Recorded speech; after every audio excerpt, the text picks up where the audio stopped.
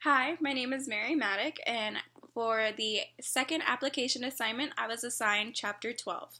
From Chapter 12, I will be discussing the foot in door method.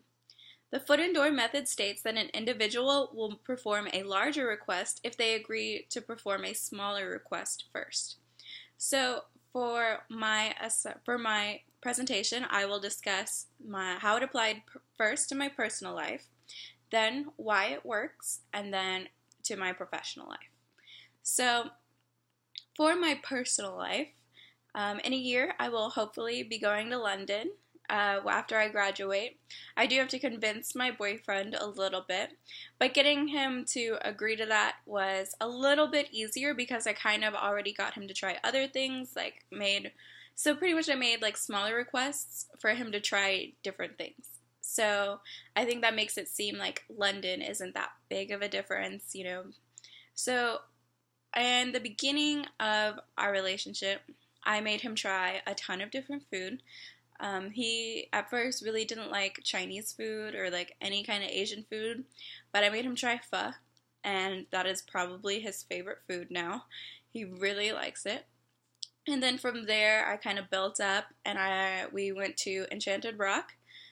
We weren't too big on hiking. We're not really big outdoors people, but after Enchanted Rock, we had a lot of fun, and we hope to do more things like that in the future. And then I worked up even more because it is more crowded, and he's not the world's biggest fan of huge crowds, but we went to the Houston Rodeo, which is my favorite place on earth. It is my favorite place to go every year. It's almost better than Christmas. So I worked my way up to the rodeo, and he now loves all of those things. He loves pho, he loves Enchanted Rock, and he loves the rodeo. We have to go like every year. So from all of these things that I've made him try, he really loved them. So I felt like London is going to work and be a lot easier to convince him to go because he's already tried these smaller things that aren't as in depth. It's just a 2 hour drive to Houston or an hour and a half drive to Enchanted Rock and trying food.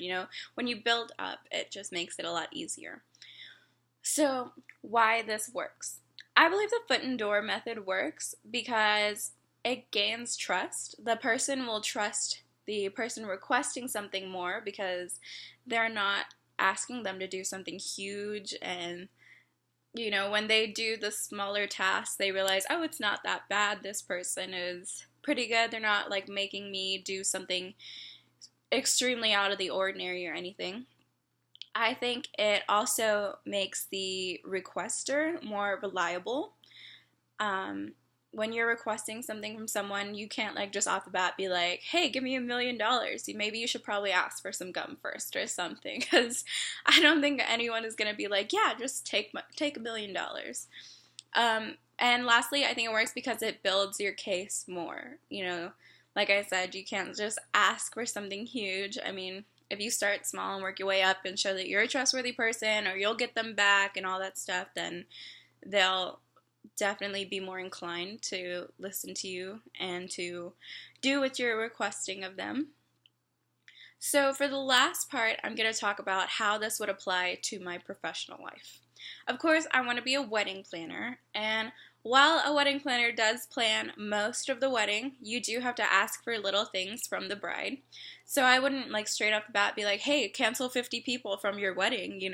I would have to ask her like, "Hey, they don't have like these flowers aren't in season. Would you want to go these flowers?" And just slowly work your way up.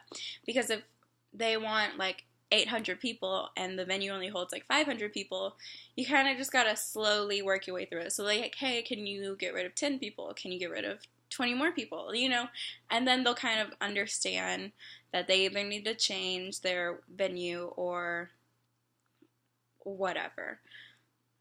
So that was my presentation on Chapter 12, Foot and Door. We discussed my personal life and why the foot and door method works and how it will apply to all of our professional lives. So thank you. This was a great semester. I hope you guys have an awesome year next year. And for those of you graduating, great job.